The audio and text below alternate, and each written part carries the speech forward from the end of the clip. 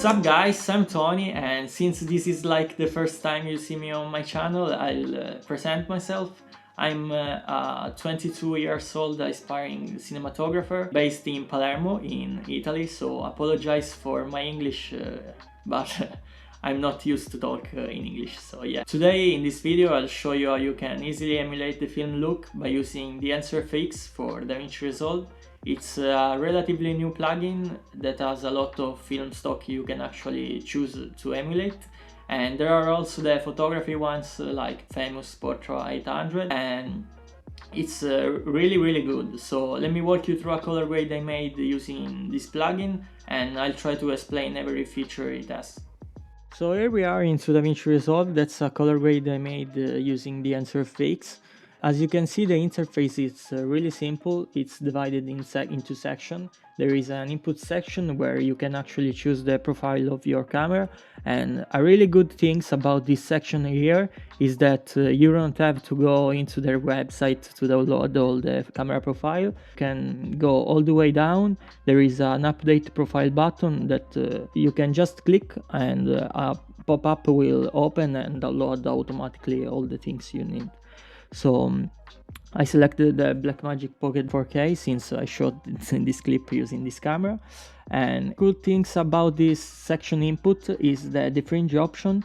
It's really useful if you have a lens that has a lot of chromatic aberration, because it will detect it and remove it. So yeah, it's a really useful tool. I can tell you work pretty fine. So the second section is the film section. Here you can choose the profile you want to emulate, and as you can see, there are really a lot of them. If I'm not wrong, there are 49, and they keep updating it a lot. So you can really choose the film profile you actually like. I like a lot the Vision 3 500T. I think they look really good and really cinematic. So there is also an auto expand checkbox. I really suggest you to go into your best frame of your clip and click this button, because it really helps to expand the waveform of your clips, and it does a really good job. So another good things in the film section is the push and pull. So you actually have like 5 variations of the same profile. So yeah. So down here there is an expand section. Here you can actually adjust the contrast of your image by adjusting the white point and the black point. Here there is the print section. You can actually adjust the exposure.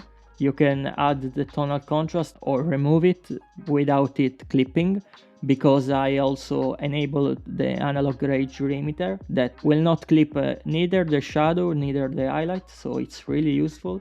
And there is a color density slider that it will add density to the color, not saturation, and it's really good. In the color red, it's basically a throwback on how it were used to color grade the film in the 90s. The cinematographer would go into the printer and choose the amount of yellow, blue, magenta and cyan red that the printer should have added to the film to make it look good, and that's really good. You can actually experiment with it a lot, and it will give you a lot of good vibes. And in this section there is also an impact slider that's like an opacity slider.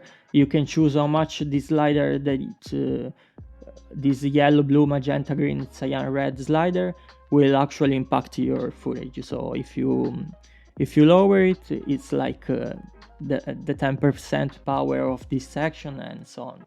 And as you can see, by the way, every section there is an enable checkbox that you can actually disable one of them without losing every step. So the film grain section will obviously add a grain to your footage. But it's not a sample grain like some plugin does, that will basically scan a film and take the original film grain and put it on top of your footage. And in this case it's a computer generated grain, so it will be really taxing on your PC. and the results are pretty good. And you can choose how much it will affect the shadow, the mids on the highlight, and so on.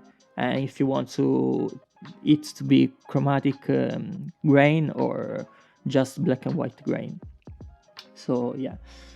And then there is the halation section. In this case it's disabled, but I'm gonna enable it. It will automatically add the halation to the high highlights if you select the correct one, and you can also amplify it, and you can change the hue, the scattering, and the diffusion, and so on. So yeah, there is also a bloom section where you can bloom your highlights without using the Tiffen promised. So yeah, it will save you a few bucks. So yeah, it's really good and works really fine. And there is also a vignette section. You can add a vignette to your footage. And then there is a film breadth and gateway. These are two new effects that Dehancer has, and it will basically make your footage shake a little bit, and these two little effects can really help to sell the look of your footage. I'm gonna show you how a before and after apply these two effects.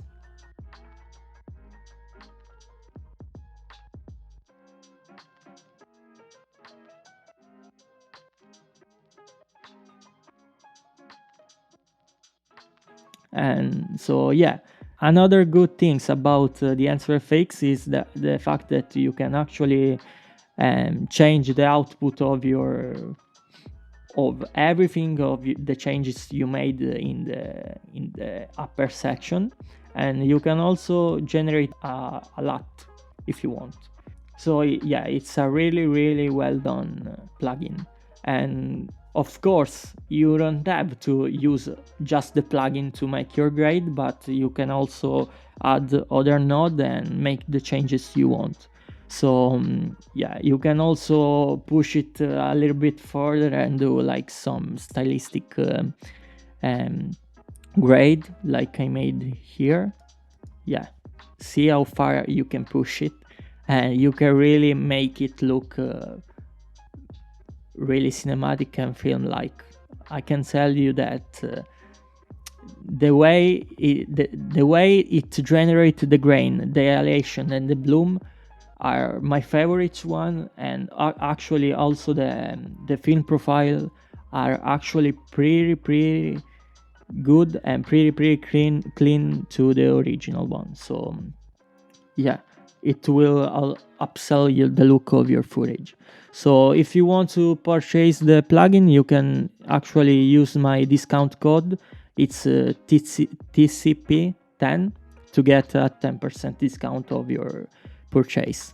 So yeah, I hope you enjoyed this video, and I'll see you in the next one. Peace.